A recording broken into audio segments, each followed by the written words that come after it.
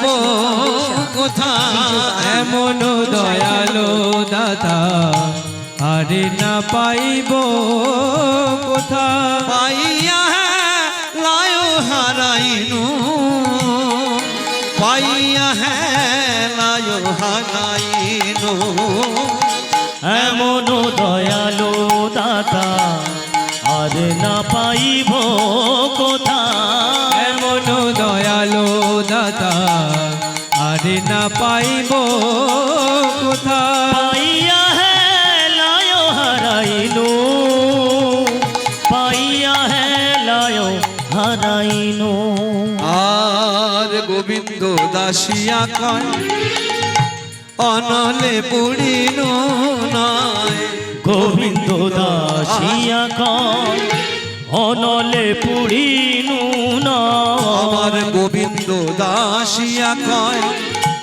অনলে পুড়িনু নয় গোবিন্দ দাসিয়া কয় অনলে পুরিনু নয় আমি সহজে আত্মঘাতী হইনু এমন দয়ালো দাতা আর না পাইব কোথায় এমন দয়ালো দাতা আরে না পাইব কোথায় পাইয়া লায় হারাইনু পাইয়া লায় হারাইনু বলে হায় রে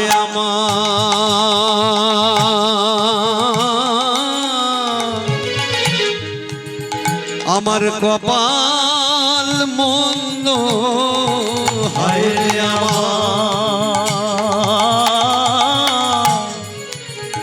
আমার কপাল মন্দ বলে হায় রে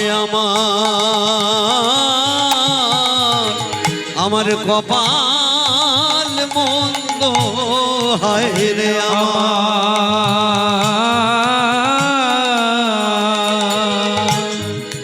আমার কপাল মন্দ আমি চোখ থাকিতে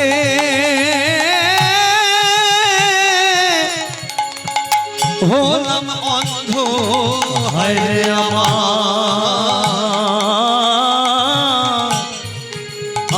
কপাল মন্দ চোখ থাকিতে আমি হলাম অন্ধ বলে হায় রে আমার কপাল মন্দ চোখ থাকিতে হলাম অন্ধ হায় রে আমার কপাল মন্দ আমি চোখ থাকিতে হলাম অন্ধ হায় রে আমার কপাল মন্দ ওই চোখ থাকিতে হলাম অন্ধ আমি না ভজিলাম প্রাণ গোবিন্দ একবার বলুন। না ভজিলাম প্রাণ গোবিন্দ থাকিতে হলাম আমি না ভজিলাম প্রাণ গোবিন্দ থাকিতে হলাম অন্ধ হায় রে আমার কপাল মন্দ সহজে আত্মঘাতী হইনু সহজে আত্মঘাতী হইনু ভক্তমণ্ডলী মায়েরা, আজকের গৌরের মনে বড় দুঃখ, আমার পদকর্তা গোবিন্দ দাসের মনে বড় দুঃখ। তবে ভগবান বলেছেন নাহং তিষ্ঠামি বৈকুণ্ঠে যোগিনাং হৃদয়েন চ মদ ভক্তা যত্র গায়ন্তি তত্র তিষ্ঠামি হে নারদ। আমি বৈকুণ্ঠে থাকি না, আমি যোগীদের হৃদয়ে থাকি না। মদ ভক্ত আমার ভক্তরা যেখানে আমার নাম গুণগান করে আমি সেখানেই থাকি, কারণ আমি আমার নাম ভক্ত মুখে শুনতে বড় ভালোবাসি। ভগবান বলছেন আমি আমার নাম ভক্ত মুখে শুনতে বড় ভালোবাসি। তাই হয়তো ভগবান কোন বেশে কোন রূপে আছে আমার বলা যায় না, তিনি আছেন অবশ্যই, কারণ তিনি এক বহু হতে পারেন।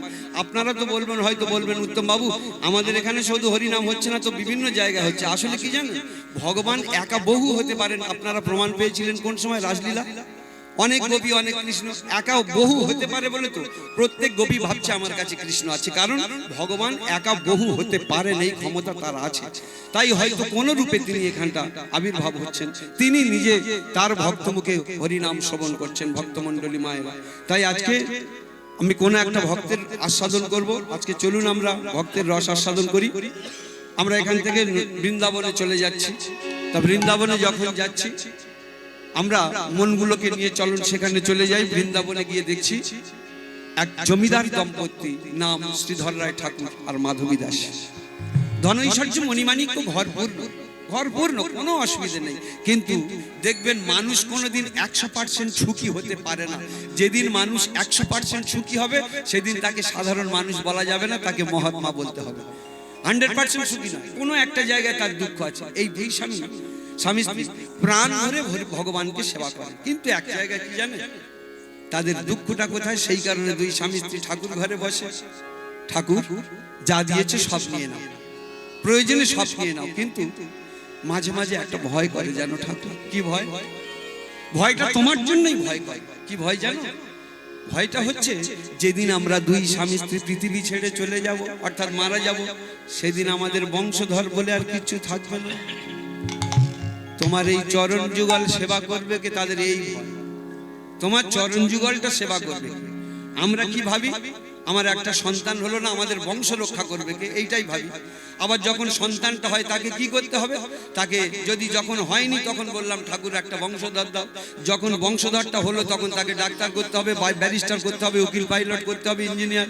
তার জন্য কারোর সঙ্গে মিশিস না, ওসব ফালতু ছেলে, কারোর সঙ্গে মিশিস না। এই যে কথাবার্তাগুলো অন্যরকম, মানে একা সেরে করে দেওয়ার পরিকল্পনা, আর এক ঘরে করে করবার পরিকল্পনা। কিন্তু এই মা ঠাকুরগো একটা সন্তান দাও, সেই সন্তান যেন তোমার চরণ সেবা করতে পারে। আমরা তাকে যোগ্য উত্তরাধিকারী তৈরি করব। আমরা কৃষ্ণ সেবক ছাড়াও অন্য কিছু করব না গো।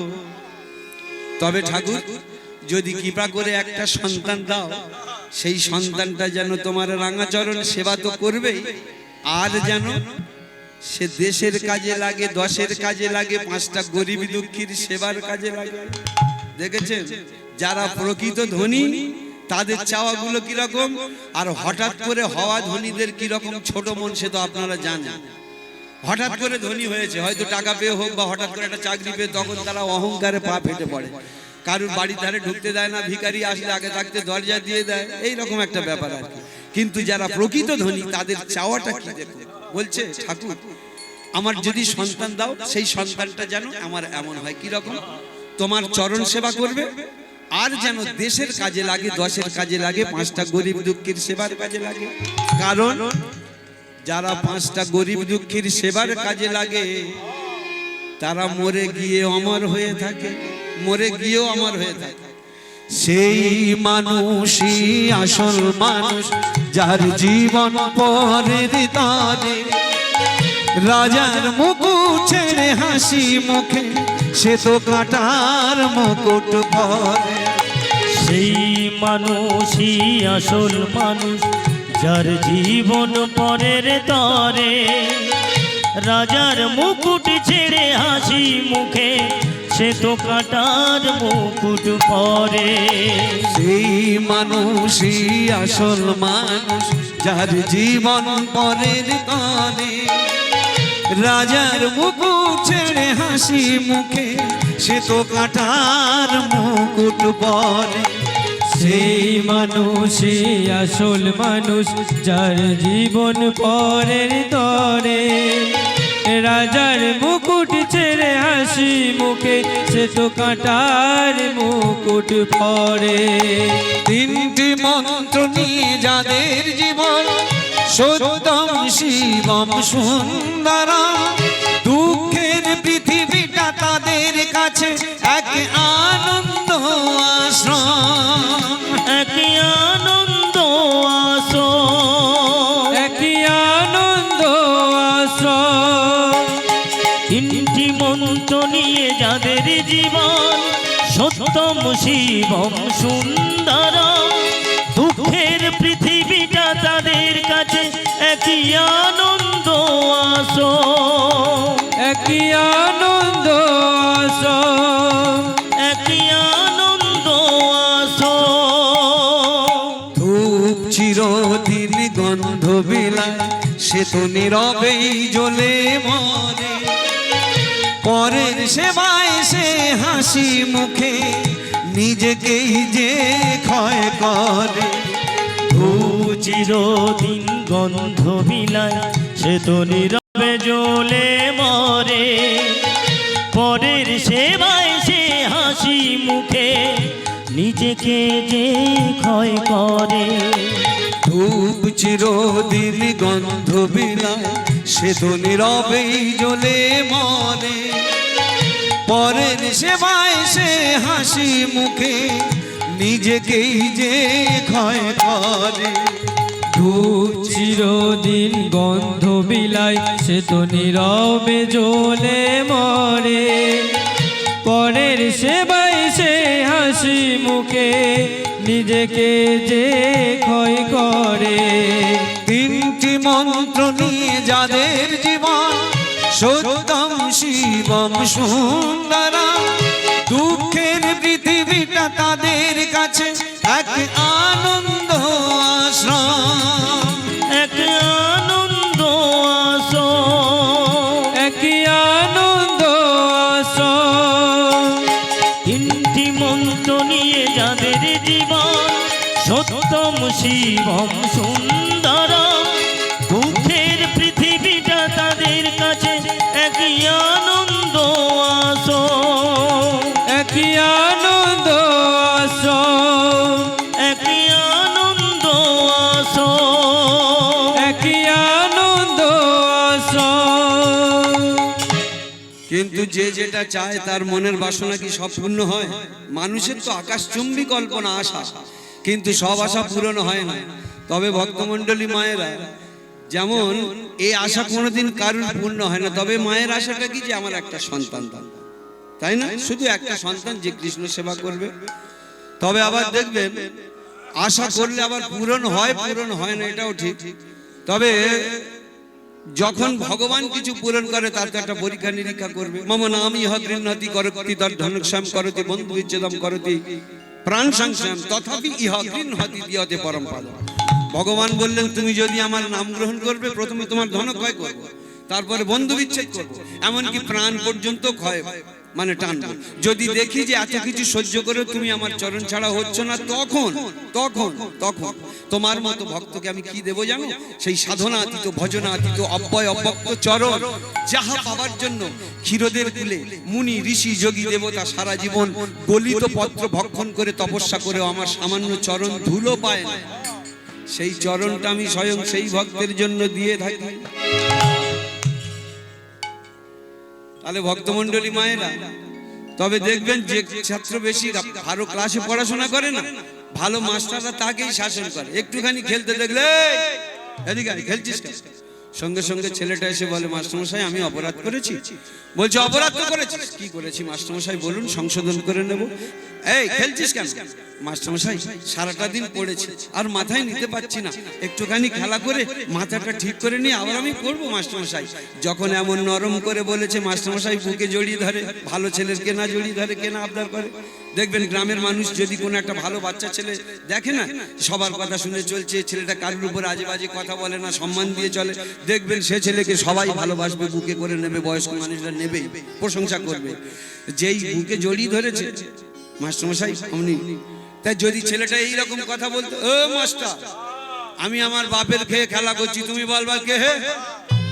তাহলে সে মাস্টার কি বলতো? পরের ছেলে পরমানন্দ, যতই মরবি তত আনন্দ।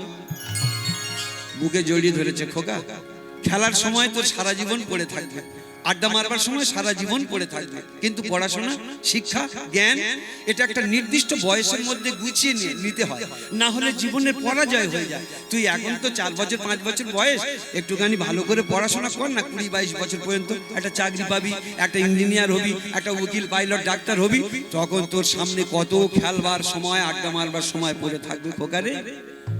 আমি তোকে কেন শাসন করি জানিস? অন্য কাউকে করি না কেন? যদি তোর প্রতিভাটা হারিয়ে যায় বাজে বাজে ছেলেদের সঙ্গে মিশে। আমি তোর যে শাসন করি আমার বিন্দুমাত্র স্বার্থ নেই, কেন জানিস? একটা স্বার্থ আছে। কি স্বার্থ? যখন তুই ড্যাং ড্যাং করে সবার সামনে দিয়ে অফিসে যাবি, আমি প্রত্যেকটা মানুষকে বলবো, এই যে গোপালের বাপ, ওই দেখতে পাচ্ছ ছেলেটা অফিসে যাচ্ছে, ও নিতাইয়ের বাপ, ওই দেখতে পাচ্ছ ছেলেটা অফিসে যাচ্ছে। আমি প্রাইমারি স্কুলের মাস্টার হতে পারি, আমার ছাত্র কিন্তু ইঞ্জিনিয়ার। সেদিনে তোর কাছে 20টা টাকা চাইবো না, সেদিনে তোর কাছে আমি 2 কিলো চাল চাইবো না।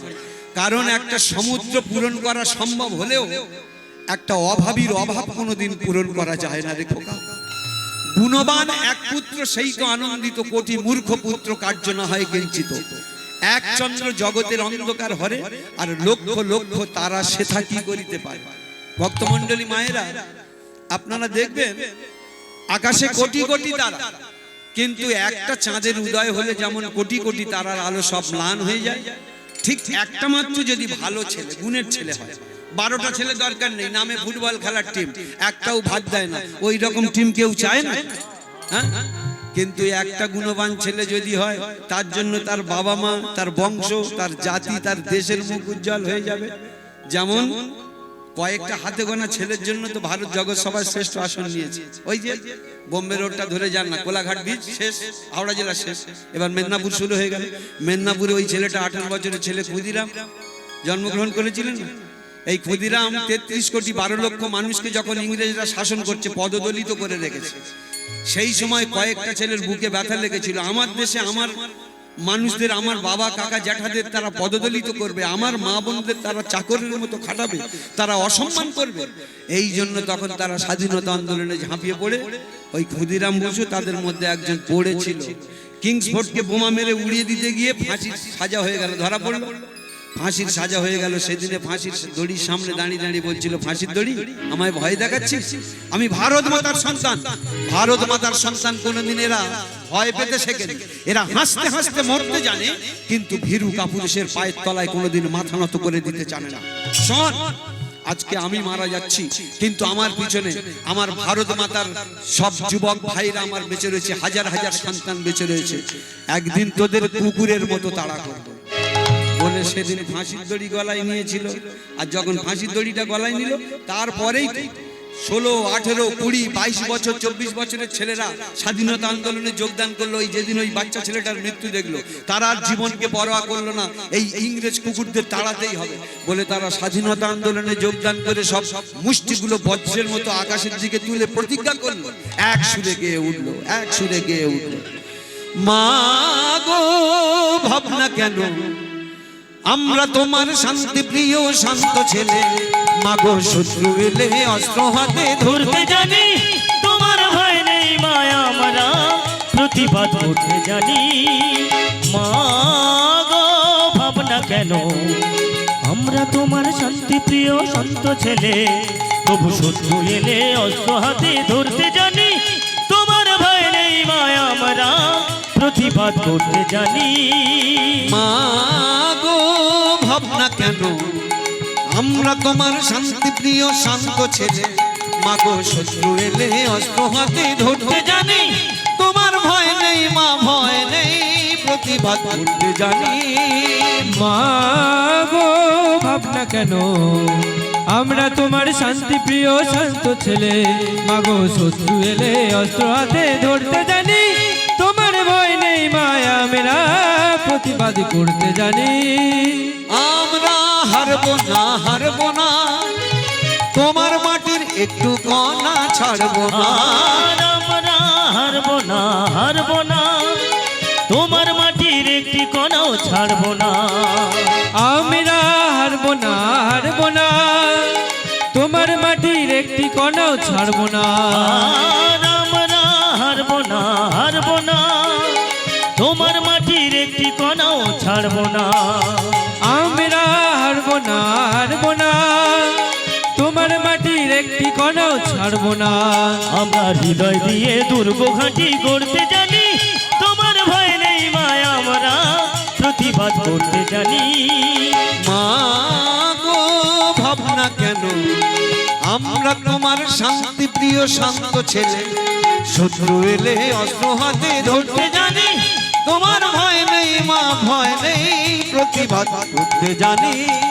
মা গো ভাবনা কেন, আমরা তোমার শান্তি প্রিয় শান্ত ছেলে, তবু শত্রু এলে অস্ত্র হাতে ধরতে জানি। তোমার ভয় নেই মায়া, আমরা প্রতিবাদ করতে জানি। মা গো ভাবনা কেন, আমরা তোমার শান্তি প্রিয় শান্ত ছেলে, তবু শত্রু এলে অস্ত্র হাতে ধরতে জানি তোমার ভয় নেই মায়া আমরা প্রতিবাদ করতে জানি প্রতিবাদ করতে জানি প্রতিবাদ করতে জানি প্রতিবাদ করতে জানি তাহলে এই রকম গুণবান কয়েকটা ছেলের জন্য ভারত জগৎ সভার শ্রেষ্ঠ আসন নিয়েছে। তাই বলছে খোকা একটুখানি দিনগত পড়াশোনা করে নে, এই কারণেই তোকে এত ভালো লাগে রে, তোকেই শাসন করি জানিস খোকা। তাহলে ভক্তমণ্ডলী মায়েরা, যে ছেলে যত ভালো পড়াশোনা করে, ভালো মাস্টার তাকে শাসন করে, ভগবান কাকে শাসন করে? যে ছেলে যত ভালো পড়াশোনা করে, ভালো মাস্টার তাকে শাসন করে, ভগবান কাকে শাসন করে? যে তাকে বেশি ডাকে। আরে এটা তো ভগবানের কারবার, দেখনা ভালো পড়াশোনা করে তাকেই বেশি শাসন করে। তার কারণ কি? ছেলেটা যাতে কারুর কোনো ভুল ছেলে জায়গার সঙ্গে মেশে না, তাহলে তার প্রতিভাটা নষ্ট হয়ে যায়। আর ভগবান কাকে শাসন করে? যে ভক্ত তাকে বেশি ভালোবাসে। এ তো চোখের জল ভালোবাসে। কেন ভালোবাসে? উত্তম বাবু, আমরা যদি ডাকি তাহলে ভগবান বেশি করে কাঁদায় কেন? কাঁদানোর কারণ কি? আপনারা দেখবেন যারা গ্রামাঞ্চলে কয়লা পোড়ায়, কয়লার জাল দেয় দেখেছেন অনেকে, যতক্ষণ তার কালো থাকে ততক্ষণ পর্যন্ত কিন্তু জ্বালাতে থাকে। হয়তো আজকে রান্না বান্না শেষ হয়ে গেছে, কয়লাটা এখনো কালো ভাব রয়েছে, ফের আবার ধুয়ে ধুয়ে রেখে দিল, পরের দিনে ফের জ্বালাবে। যখন দেখে নিল যে একদম পুরো সাদা হয়ে গেছে, ব্যাস এবার সাইড করে দিল, আর পুড়বে না, আর আগুন দেবে না।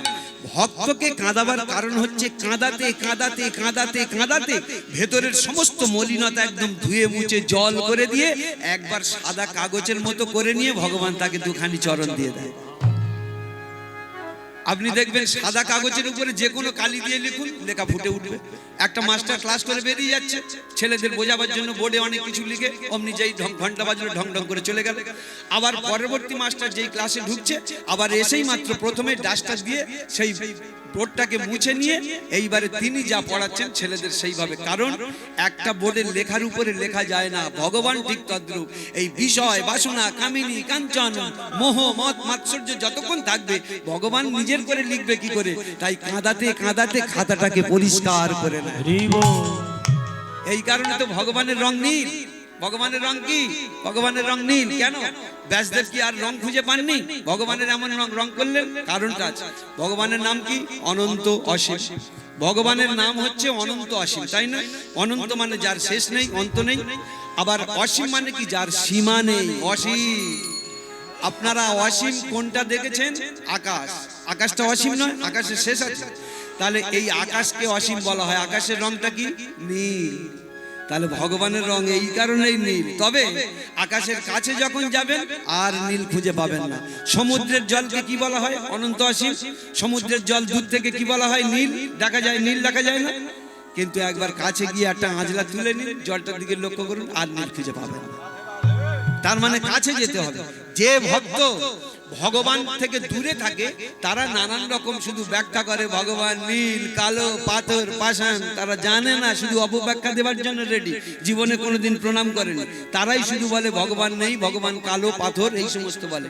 যারা ভক্তি রাজ্যে প্রবেশ করে একবার তার কাছে যেতে পেরেছে, তারাই জেনেছে সমুদ্রের জল হাতে নিলে যেমন সাদা, ঠিক ভগবানের কাছে ভক্তি রাজ্যে প্রবেশ করে গেলেই দেখবেন তিনি একদম সহজ সরল সুন্দর, চন্দ্রের জ্যোৎস্নার মতো শুভ্র। শুধু ভক্তকে দেবার জন্য রেডি হয়ে রয়েছে। বুঝতে পেরেছে?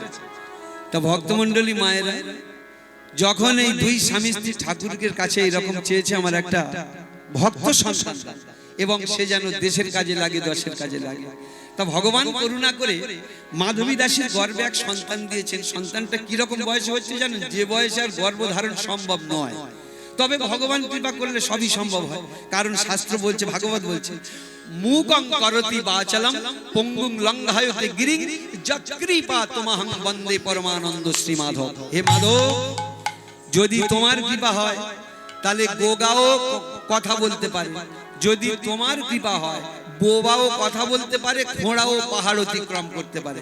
তাহলে ভগবানের কৃপা পেলে সবই সম্ভব। তা মাধবী দাসীর গর্ভে এক সন্তান দিয়েছে। এবার গর্ভ বাড়ছে। প্রথম মাসের বেলায় জানি বা না জানি, দ্বিতীয় মাসেতে সবে করে কানাকানি, তৃতীয় মাসে মা মার করে ভূতালে শয়ন, চতুর্থ মাসে মা করে মৃত্তিকা ভক্ষণ, পঞ্চম ষষ্ঠম মাস এই মতো গুজরিয়া যায়, সপ্তম মাসে মা আমার গর্ভে সাড়া পায়, সপ্তম মাসে সাধু ভক্ষণ করাই বিধি মতে, আর সাধু গুরু বৈষ্ণব সেবা দেন যতনেতে। এবং ভক্তমণ্ডলী, এই জায়গাটা একটা কথা যেন না বললে পেটের ভিতরে গুজগুজ করছে। বলছে সপ্তম মাসে সাধু ভক্ষণ করাই বিধি মতে। এই দেখুন কথাটা, এর আগে কটা লাইন বললাম সব ভুলে যান, কোনোটা মনে রাখতে হবে না। এই লাস্টে যে দুটো কথা বললাম না, সপ্তম মাসে সাধু ভক্ষণ করে, এটা খুব বিশেষ দরকার। করান বিধি মতে, আর সাধু গুরু বৈষ্ণব সেবা দেন যত্নেতে। আমাদের 24 পরগনা এটা দেখা যায় না, তবে মেদিনীপুরে গত বছর অন্তত সাধু ভক্ষণ উপলক্ষে গোটা সাধে আসর করেছি। আর অন্নপ্রাশন উপলক্ষে, নাতির অন্নপ্রাশন হচ্ছে, হরি নাম দিয়েছে, এইরকম 4টে আসর দেখেছি। ওই কারণে তো মেদিনীপুরের মাটি এত উর্বর। মাতঙ্গিনী হাজরার জন্ম কোথায়? মেদিনীপুরে। কোথাকার মেয়ে? মেদিনীপুরে। আবার ওই যে আমার ঈশ্বরচন্দ্র বিদ্যাসাগর কোথায়? মেদিনীপুরে। ক্ষুদিরাম বসু কোথায়? মেদিনীপুরে। একটুখানি সরে যান হাওড়া জেলা। হাওড়া জেলা শরৎচন্দ্র চট্টোপাধ্যায় ওই রূপনারায়ণ নদীর তীরে পানির ত্রাসে বাড়ি। আবার একটুখানি সরে যান হুগলি জেলায় রাজা রামমোহন রায়। শুধু আমাদের এই 24 পরগনাটা ফাঁক পড়ে গেছে। বিশেষ করে আমাদের ডায়মন্ড লাইন, সরকার একটা ট্রেনকে কত সুন্দর সাজিয়ে গুছিয়ে পাঠাচ্ছে না। ডায়মন্ড থেকে যদি একবার ফেরে কোনো ট্রেন রাত্রেবেলা হয়তো গিয়ে দাঁড়ালো, অ্যালুমিনিয়াম সিট ফিট দিয়ে পাঠিয়ে দিল একবার ভালো করে। ও মা, ভোরের বেলা যখন ট্রেনটা আসছে সব অ্যালুমিনিয়াম খুলে নিয়েছে। বুঝতে পেরেছেন? নতুন তারে লাইন করেছে, পরের দিনে হয়তো বা দুদিন পরে লাইনে চার্জ করবে। ও মা, তার আগে সব লাইন ফাইন কেটে হুদস করে দিচ্ছে, সব বিক্রি। এত অভাব ছেঁচড়া জায়গায়। এই কারণে এখানে কোনো ভালো পার্টি জন্মালো না গো, ভালো লোক আসলো না। বুঝতে পেরেছেন? আজকে যত এই দেখুন, একটুখানি গেলে আসানসোলে ওদিকে সেই আমার চুরুলিয়া, আমার নজরুল ইসলামের বাড়ি। তবে এদের এই একটা কথা বলা হচ্ছে এই কারণে যে এখন এমন একটা বাড়ি আপনি খুঁজুন যে বাড়িতে একটা মিনিমাম অন্তত একটা মেয়ে মাধ্যমিক পাস নেই, এরকম বাড়ি পাবেন। প্রত্যেক বাড়ি, সে ভ্যানওয়ালা হোক, রিক্সাওয়ালা হোক, তার বাড়ি একটা মিনিমাম মাধ্যমিক পাস আছে। কিন্তু আজ থেকে 150 বছর আগে, 200 বছর আগে সরে যান, তখন কিন্তু এই শিক্ষার হারটা ছিল না। মেয়েদের লেখাপড়া সেইভাবে ছিল না। সে দুই একটা খুব রেয়ার, দুই একটা। মেয়েরা বেশিরভাগ অশিক্ষিত ছিল। কিন্তু আশ্চর্যের বিষয়, সেই সময় গায়ের অশিক্ষিত নারীরাই গর্বে ভালো ফসলগুলোই ধরেছিল। এই যে ঈশ্বরচন্দ্র বন্দ্যোপাধ্যায় টাইটেল, মাখানা লেখাপড়া জানতো, কিন্তু গর্বে যে ফসলটা ধরেছে, বলুন বোম্বাস্টিক নয়, খাল নয়, পুকুর নয়, নদী নয়, বিদ্যাসাগর। এই শরৎচন্দ্র চট্টোপাধ্যায়ের মা কতটুকু লেখাপড়া জানতো, তার গর্বে কি ফসল করলো? একটা বিরাট উপন্যাসী, যা যিনি কিনা কথা শিল্পী শরৎচন্দ্র চট্টোপাধ্যায়। আবার দেখুন ওই আসানসোল চুরুলিয়া, ওখানে গেলে বিদ্রোহী কবি কাজী নজরুল ইসলামের জন্মস্থান। মা কত লেখাপড়া জানতো, কিন্তু সেই ছেলেটা বিদ্রোহী কবি কাজী নজরুল ইসলাম কত সাংঘাতিক সাংঘাতিক কবিতা লিখেছিলেন। বলো বীর বলো চির উন্নত মম শির শিরোনিহারি আমি সে গৌরী মাতৃ, মহাবিদ্রোহীর অনক্লান্ত আমি সেই দিন হব শান্ত, যবে উৎপীড়িতের ক্রন্দন রোল আকাশে বাতাসে ধনিবে না, অত্যাচারীর খড়গ কৃপান ভীমরান ভূমে রনিবে না। আমি মহাবিদ্রোহী ভৃগু, আমি ভগবান মুখে এঁকে দিই পদচিহ্ন, আমি খেয়ালি বিধির বক্ষ করিব ভিন্ন। বলো বীর বলো চির উন্নত মম শির শিরোনিহারি আমি সে গৌরী মাতৃ। আরো কত কবিতা। নারীর বিরহে নারীর মিলনে নর পেল কবি প্রাণ, যত কথা তার হইল কবিতা শব্দ হইল গান। তাজমহলের পাষাণ দেখেছো দেখনি তাহার প্রাণ, অন্তরে তার মমতাজ নারী বাহিরেতে শাহজাহান। ভেবেছো নর নারী শুধু মেটায় কামের ক্ষুধা? না না, তুমি দিলে একটু প্রেমের অর্ঘ্য, সে নারীও তোমায় দিত সুধা। বিশ্বে যা কিছু মহান সৃষ্টি চির কল্যাণকর, অর্ধেক তার করিয়াছে নারী অর্ধেক তার নর। নরকুণ্ড বলিয়া কে তোমা করে নারী হেও জ্ঞান, তারে বলে দাও আদি পাপ নারী নহে সে যে পুরুষ শয়তান। আগেকার মায়েরা শিক্ষিত ছিল না, কিন্তু এত ভালো ভালো ফসলগুলো গর্বে ধরেছে। কারণ কি জানেন? একটা কারণ, লেখাপড়া না জানি তাদের বয়স্ক মানুষকে সম্মান দিত, কাকা জ্যাঠা ঠাকুরদা ঠাকুমাকে সম্মান দিত। সাধুগুরু বৈষ্ণব দেখলে ঠিককিরি করতো না। এখন তো বৈষ্ণব একটা পাড়ায় ঢুকলে হয়, সব কত রকম কি রকম ভাবে টিপুনি মারা যায়, সব রেডি হয়ে গেছে। ও ঠাকুর মশাই, তোমার চৈতনটা দক্ষিণ দিকে উড়ে গেছে। শালা কি অপদার্থ, বুঝতে পারছেন? হ্যাঁ, কি অপদার্থ সাধু বৈষ্ণবদের নিয়ে এরকম ক্রিটিসাইজ করা। বলুন দেন এরা আগামী দিনে কি ভালো ফসলের জন্ম দেবে আপনারা বলুন। তাহলে বেচারি কষ্ট পায় তো, সে বৈষ্ণব কষ্ট পায় তো, যে আজকালকার ইয়ং ছেলে কিছু বলতে পারছি না, কোথায় আবার উল্টোপাল্টা কথা বলে দেয়, শুনেই চলে যা, মনে কষ্ট পায়। তাহলে যার কষ্ট একবার অভিশাপ হয়ে লাগবে না। আগেকার মায়েরা, বাবা জ্যাঠামশাই কোথায় যাচ্ছে? মা বাজারে যাচ্ছে, একটু আমার বাড়িতে চরণ দিলি দিয়ে যাবে না? তা বলছে মা, তা বলে আবার একটুখানি বাড়িতে যেই ঢুকেছে অমনি সঙ্গে সঙ্গে একটা আসন হোক, একটা ভাঙা টুল, গরিব মানুষ তো, দিল। বাবা একটা বাতাসা দিচ্ছে, এক গ্লাস জল দিচ্ছে, একটুখানি গ্রহণ কর। তা একটা বাতাসা জলকে আও বাবা একটা পায়ে প্রণাম করি। বলছে আচ্ছা মা ঠিক আছে। যেই প্রণাম করেছে কিছু টাকা পয়সা দিল কি না, শুধু মাথায় হাতটা দিয়েছে। আপনারাও করবেন সেটা, তবে বলবেন না যে আমার যত চুল তোর তত পরমায়ু হোক। তাহলে জানবেন তারা আপনার মতোই বিছানায় গড়াচ্ছেন, মানে ও বিছানায় গড়াতে হবে। বলবেন কি সাধু বাবা তখন সেই জ্যাঠামশাই কৃপা করছেন কি, মা ভগবান তোর মঙ্গল করুন, ভগবান তোর করুণা করুন, ভগবান তোর কৃপা করুন। এই যে আশীর্বাদটা দিল, গুরুজনদের আশীর্বাদের কাজ নেই, আশীর্বাদের কাজ নেই। কাকা জ্যাঠা ঠাকুমা ঠাকুরদা, এখন সেই আশীর্বাদটা তো আমরা নিতেই শেখাচ্ছি না, শেখাচ্ছি। একটা ছেলে পুলে যেই একটুখানি আমার ছেলের ব্যারিস্টার করতে হবে, ইঞ্জিনিয়ার করতে হবে, কেজি স্কুলে পড়াবো, ঘরে ধার প্রাইমারি স্কুলে বন্ধ, কেজি স্কুলে পড়ালো আমার ছেলে হেঁটে যাবে। একটা ছেলে এত রোজগার করি, বাড়ি থেকে গাড়ি ফিটিং, গাড়িতে তুলে দিয়ে মা এরম করছেন, হাত নাড়িয়ে দিচ্ছে, যেটাকে বলা হয় টাটা টাটা টাটা। এ টাটা নয়, একটু ভালো করে ভেবে দেখুন, তোর পড়াশোনা হবে না, তুই বাড়ি ফিরিস। সেও যেন কচি কচি হাত নাড়িয়ে দিয়ে বলে, মা বলবি কেন, তোর খেয়ে লেখাপড়াটা শিখি, মানুষ ওই চাকরিটা পাই, শর্ট লেগে বিয়ে করে চলে যাব, মুখও দেখতে আসবো না।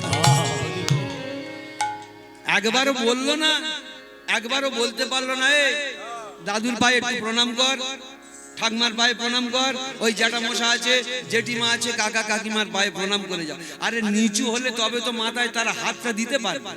হ্যাঁ, উচ্চ তরু শির পরে যদি চাহ উঠিবারে, আগে করো মূল আলিঙ্গন, সদা ত্রিনাদপি হও, রাধা কৃষ্ণের গুণ গাও, তবে তো শত্রু স্কন্ধে করিবে বহন। যদি পাবে কিছু, আগে হতে শেখো নিচু।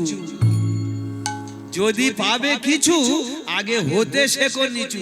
আমরা তো নিচু হতে শেখাইনি, তা তারা আশীর্বাদটা কোথা থেকে দেবে? এই জায়গাটা হচ্ছে সমস্যা।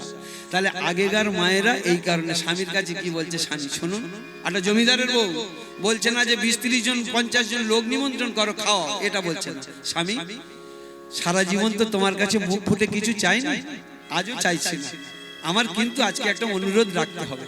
বলো মাধবী, বলো। আচ্ছা স্বামী,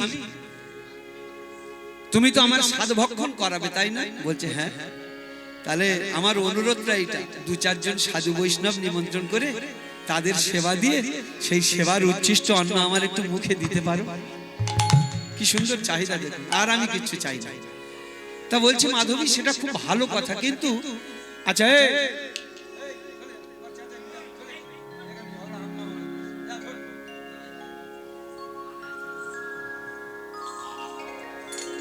বলছে আমি তোমার কাছে সারা জীবন কিছু চাইনি, আজও চাইছি না, শুধু এইটুকু। আচ্ছা আমি একটা কথা জিজ্ঞেস করছি, আচ্ছা তুমি তো অন্যান্য কোনো জিনিস চাইতে পারতে, এইটা বললে কেন? এইটা সাধুগুরু বৈষ্ণবের উচ্ছিষ্ট। বলে স্বামী তুমি তো ভক্ত মানুষ, তোমার আর নতুন করে বোঝাবো কি, তবু আমি জানি তুমি আমার মুখ থেকে শুনতে চাইছো। স্বামী গো, মায়ের খাওয়ায় ছেলের খাওয়া, মায়ের দেখায় ছেলের দেখা, মায়ের শোনায় ছেলের শোনা। মাতৃগর্ভে যখন সন্তান থাকে, মা যদি ভালো জিনিস খায় তবে তো ছেলে ভালো জিনিস খেতে শিখবে। আর মা যদি ঝাল চানা খায়, ফুচকা খায়, মা যদি ভালো জিনিস খায়, আমি সাধুগুরু বৈষ্ণবের প্রসাদ গ্রহণ করব, তবে তো আমার ছেলে ভালো জিনিস গ্রহণ করবার রুচি তৈরি হবে। মা যদি ভালো জিনিস শোনবার রুচি তৈরি হয়, তবে তো ভালো জিনিস ছেলে শুনবে। মা যদি ভালো জিনিস দেখতে থাকে, তবে তো ছেলে ভালো জিনিস দেখার রুচি তৈরি হয়। স্বামী তুমি প্রমাণ পাওনি? অভিমন্যু চক্রব্যূহের মধ্যে ঢুকতে পেরেছিল, বের হতে পারেনি কেন বলো তো স্বামী? তার মার একটু ভুল ছিল। কোন ভুল জানো? অভিমন্যু যখন মাতৃগর্ভে ছিল, তার বাবা একদিন তার মাকে চক্রব্যূহের মধ্যে ঢোকা এবং বের হওয়ার গল্প দুটোই বলছিল। কিন্তু যখন ঢোকার গল্পটা বলছিল, তখন মা জেগেছিল, তার সন্তান অভিমন্যু গর্ভে থেকে শুনে নিল, অভিমন্যু জেগেছিল। কিন্তু যখন বের হবার গল্পটা বলছিল, তখন মা ঘুমিয়ে পড়েছিল, গর্ভের সন্তান ঘুমিয়ে পড়েছিল। এই কারণে তার চক্রব্যূহ থেকে বের হবার গল্পটা শোনা হলো না। এই কারণে ছেলেটা সত্যরথী, চক্রবুয়ের মধ্যে ঢুকলো বটে বীরের মতো, কিন্তু বের হবার কৌশল জানে না বলে সপ্তরথী মিলে নৃশংস ভাবে তাকে খুন করে দিল। অথচ ভগবান যার মামা, অভিমন্যুর মামা, বড় বড় বীর যোদ্ধা, যে অর্জুন চোখের পাতা ফেলবে আর তুলবে, প্রলয় করে দিতে পারে, সেই অর্জুনের মতো বাবা। অথচ বড় বড় বীর যোদ্ধা যাহাদের পক্ষে সহায় রক্ষা করতে পারলো না, কারণ বোনের তোমার নষ্ট ছিল। স্বামী পঞ্চ পাণ্ডব সখা কৃষ্ণ ভগবান, স্বামী পঞ্চ পাণ্ডব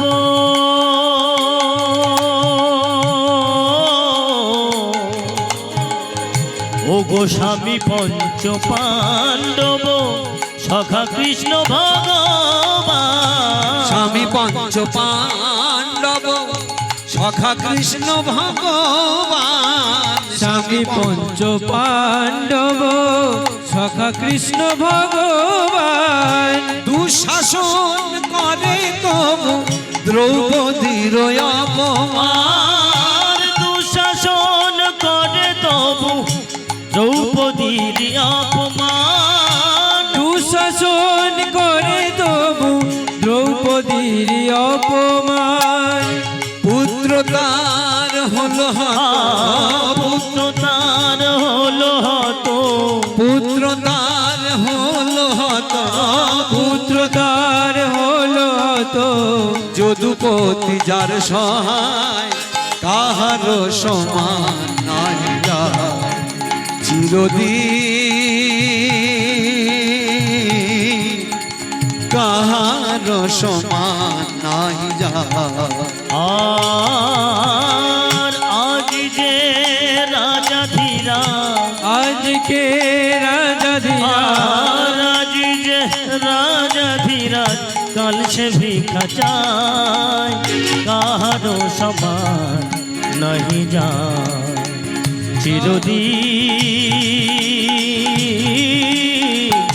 কাহারো সমান নাহি যায়, কাহারো সমান নাহি যায়। তাই ভক্তমণ্ডলী মায়েরা, ঠিক আছে, তোমার কথাটা মেনে নিলাম, দারুণ মহৎ উদ্দেশ্য মাধবী তোমার। আচ্ছা ঠিক আছে, সাধু বৈষ্ণব নিমন্ত্রণ করে তাদের সেবা দিয়ে সেই সেবার উচ্ছিষ্ট অন্ন আজকে নিজে স্বামী স্ত্রীর মুখে তুলে দিচ্ছে। মাধবী, তোমার গ্রহণ করতে হবে না, আজকে আমি তোমার মুখে দিচ্ছি। এটাই তো প্রেম, এটাই তো প্রীতি। একে অপরের যদি পরিপূরক আমরা, নাহলে তোমার ভাত বেড়ে দিয়েছি, খাও খাও, না খাও না খাও, এটা কি প্রেম থাকলো? প্রেম যত গভীর হবে, প্রেমের পবিত্র স্বর্গ হতে আসে, প্রেম স্বর্গে যায় চলে, প্রেমের পবিত্র শিখা চিরদিন জলে, তবেই তো ভালোবাসা। আর ভালোবাসার সন্তান তো মধুর সন্তান, মিষ্টি সন্তান হবেই তো। হ্যাঁ, এই না, আমি তোমার মুখে তুলে দিচ্ছি, আজকে তোমাকে খেতে হবে না। পিরিত পিরিত পিরিত, আমরা বলি পিরিত, কিন্তু পিরিতির অর্থ কজনে বলি বুঝি জানি না। পিরিতি কোথা তার স্থিতি, সব কহ সখী মোরে, পিরিত বলিয়া তিনটি অক্ষর বড়ই প্রমাদ করে। পিরিত বলিয়া তিনটি আখর ভুবনে সৃজিল কেবা, অমৃত বলিয়া গরল খাইয়া বিষেতে জারিল দেহা। নিতাই দাস, মাটির উপরে জলের বসতি, তাহার উপরে ঢেউ, তাহার উপর যে থাকে যে রসিক, তাহা কি জানে গো কেউ। নিতাই দাস কয় দুই চার কথা, ভাবেই পিরিত হয়, কপট পিরিতি তুষের আগুন, ধিকি ধিকি জলের। হরি বল হরি বল। নয়নে নয়নে বান বরিশনে, তাহাতে জন্মায় পহেশ্বই পি, বদনে বদনে বাক্য আলাপনে, তাহাতে জন্মায় রহস্যই রি, আর বক্ষে বক্ষে পরশ করিলে তাহাতে জন্মায় তহস্যই তি। এর নাম প্রীতি। পি শব্দে পীড়ন করে 10 ইন্দ্রিয় গণে, রি শব্দের অতি